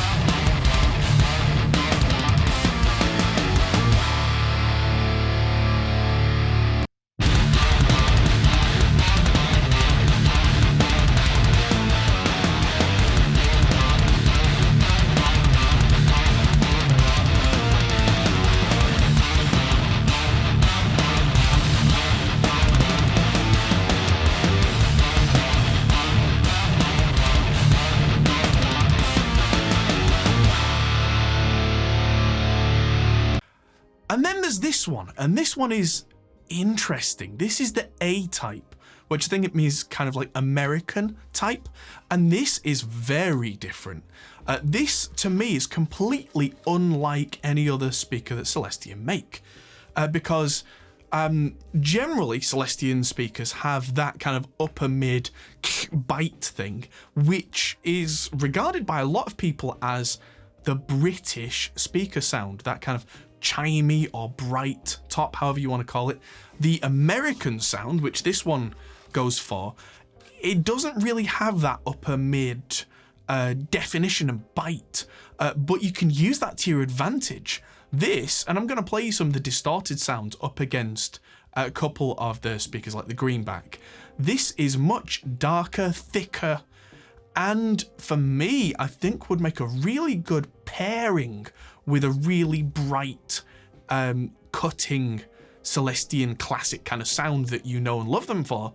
If you mix it in with this, which is that it suits really bright amps that need taming down, you can combine the two and make some very interesting blended tones, with this being so drastically different from anything else in the range.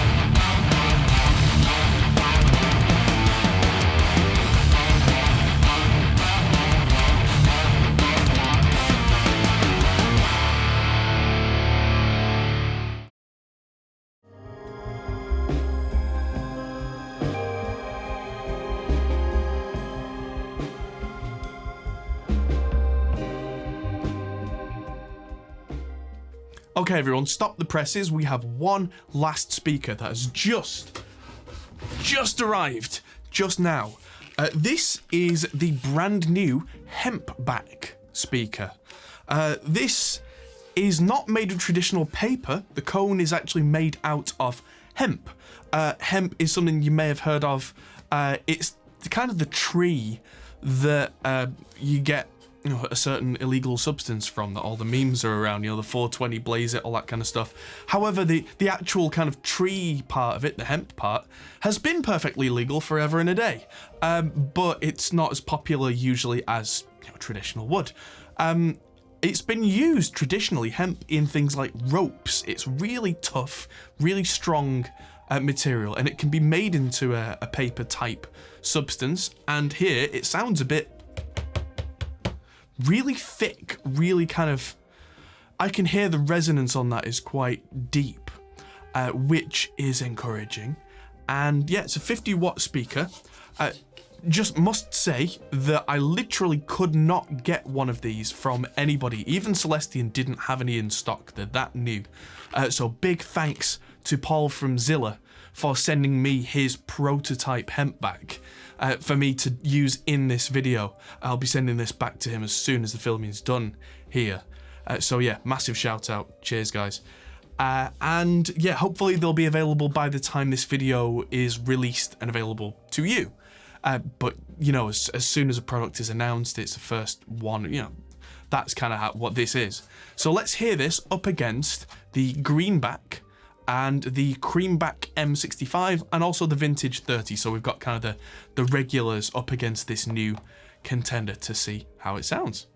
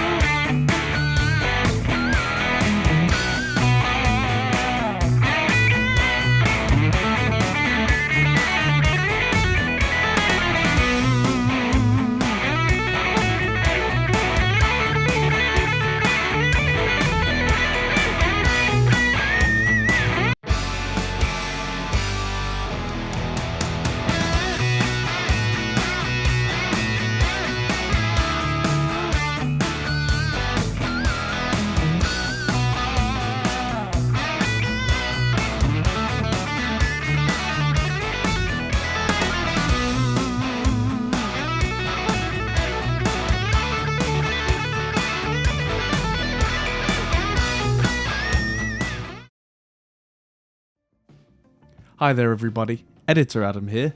wanting to say thank you for watching if you watched this far. And if you've appreciated this and you're about to go into the 3-hour-long segment where we have every single video, then if you would be so kind, I would appreciate it if you'd consider looking at our Patreon, which is where people can support us on a kind of a monthly basis to do more videos like this, as well as the other videos on our channel. And if not, maybe check out our affiliate links to Thomann, where you can go and buy not only all of these speakers, or at least as many as Thomann have available, but all of their wonderful gear. That's an affiliate link that helps us out. There's another couple of affiliate links in the description as well. If there's anything that we are a part of that could help you out, that would help us out to do more of this kind of thing. Massively appreciated. Thank you everybody for watching, and on with the video.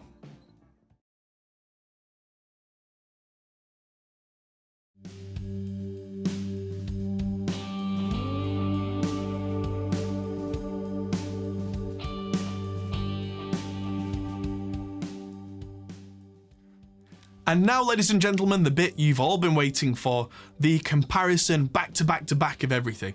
The order of these is almost entirely arbitrary. If you want to choose to compare two specific speakers, you're going to have to just kind of skip between them. And yeah, sorry about that, but there's only so many ways that you can combine things. The timestamps down in the description will give you timestamps that you can click through. The list is massive, and I'm actually going to link to a separate document that has all of the timestamps in it in case you need that. But yeah, I'm going to do all of the clean blues, all of the dirty blues, all the neo soul, all of the classic rock, all of the metal stuff back to back as separate sections, because that way you'll keep it a lot more consistent and you're not changing types every time. So this is more like a kind of a library of tone reference. So yeah, hope you enjoy this. And if you do want to buy any of these speakers, I'm going to be putting links down in the description to Thomann. These are affiliate links where they're one of the biggest retailers in the world for audio products. And the affiliate link means that if you do decide to buy any of these, we get helped out. We get a little kind of, percentage of that. But hopefully you just decided you wanted to buy those anyway, and so it's just a way of helping us, even if that was what you wanted to do. So I hope you find this useful. I hope you find a lot of value out of these back-to-back comparisons. Here we go.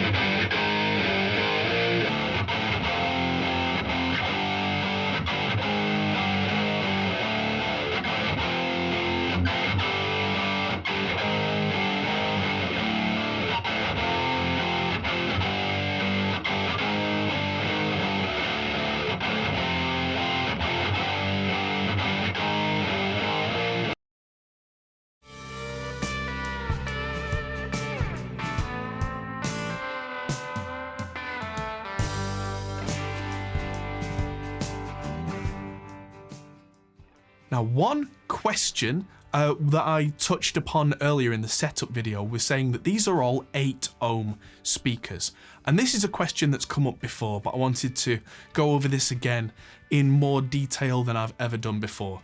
The difference in impedance in speakers is part of the design. And as far as I'm aware, the general part of the design that changes is the number of windings on the voice coil. That is the winds of copper around a bit that's attached to the paper that makes it move separately from the magnet. And so when you choose a different impedance, they are going to sound different. And so they are going to be more impedance means a brighter speaker in my experience. So first of all, I'm going to be using a Vintage 30 as the example here. And I'm going to use a few different tones, and we're going to compare an 8 ohm Vintage 30 to a 16 ohm Vintage 30. And in this example, I am going to change the valve amp tap so that the 8 ohm speaker sees an 8 ohm load on the amp, 16 ohm speaker sees a 16 ohm load on the amp. After these comparisons, we'll talk more about that.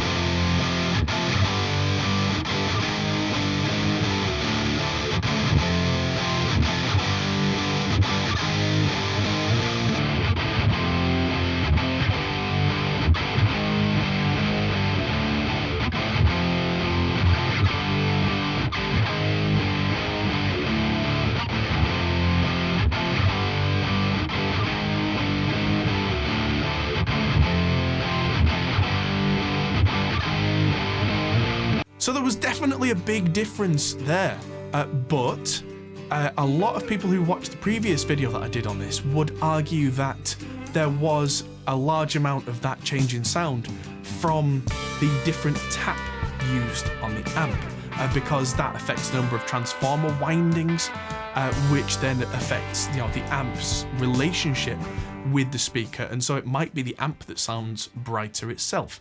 So to try and separate the two, I did a further experiment. So at the start I mentioned that I got the tones that I liked for each amp by setting them up into a 2 notes Captor 8, which is a reactive load box, which is 8 ohms.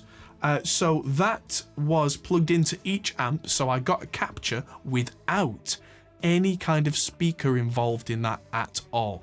So what I'm going to do here is I'm going to use a solid state power amp which doesn't really care about impedance because solid state doesn't really change apart from just output volume level, which the 16 ohm one is going to be a bit quieter, so I will volume match these. And that way I can put the already kind of distorted amp tone back through the 8 ohm and 16 ohm vintage 30s whilst taking out the relationship of the valve amp with the relationship of the speaker itself. So this should be much closer to just hearing the actual speaker difference. Again, this isn't about this sounding good. If you don't like the sound of this being run through a solid state amp, that's fine. This is just to separate the two and use this as a scientific kind of control. So here's solid state 8 ohm versus 16 ohm vintage 30s.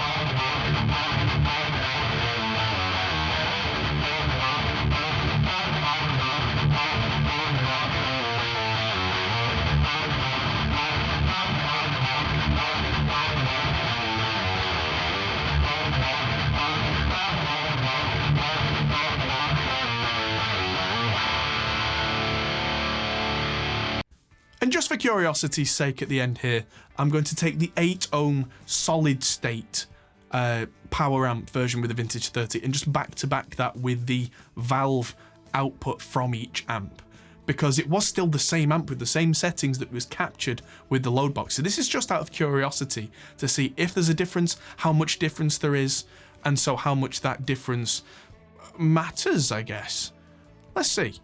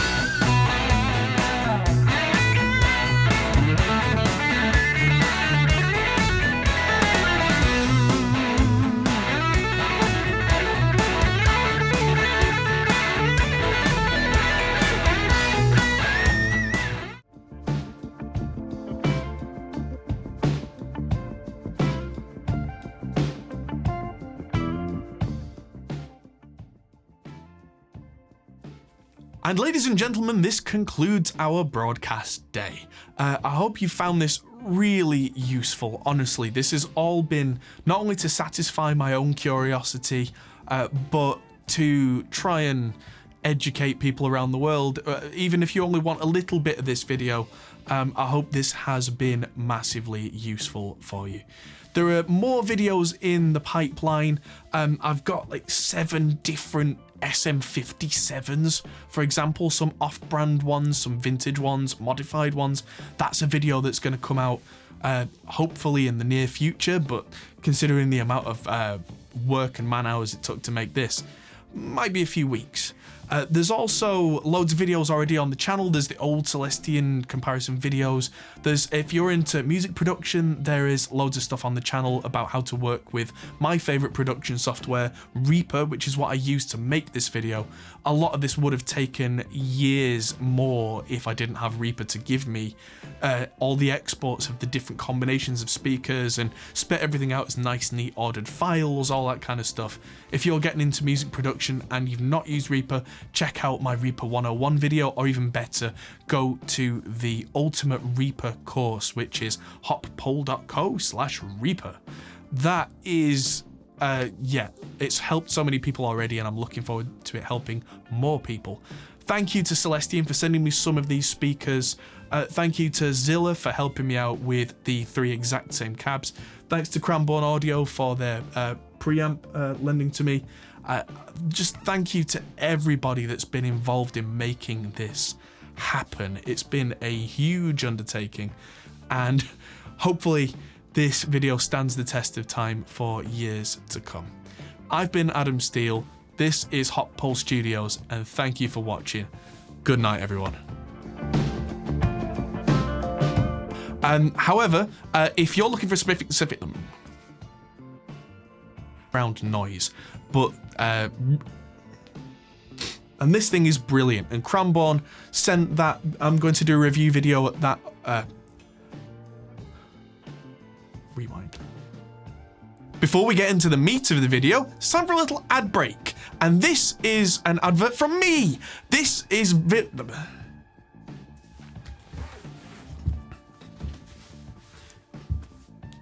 So as I said earlier in the video, I'm gonna break this. No.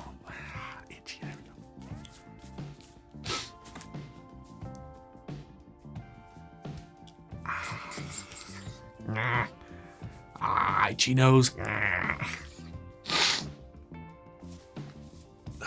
This is going to end up in the outtakes.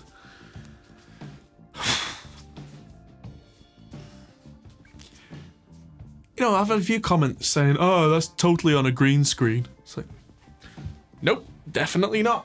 I can wave my hands around in this entire set. I can play that keyboard. I can touch things.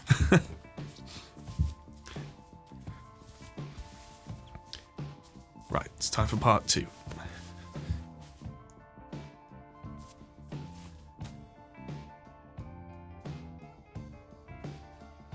I said nearly has little bits of aluminium,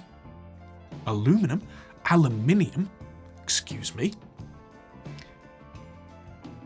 But this can handle 60 upper mid fizzy smart snart. Makes it slightly unconfig.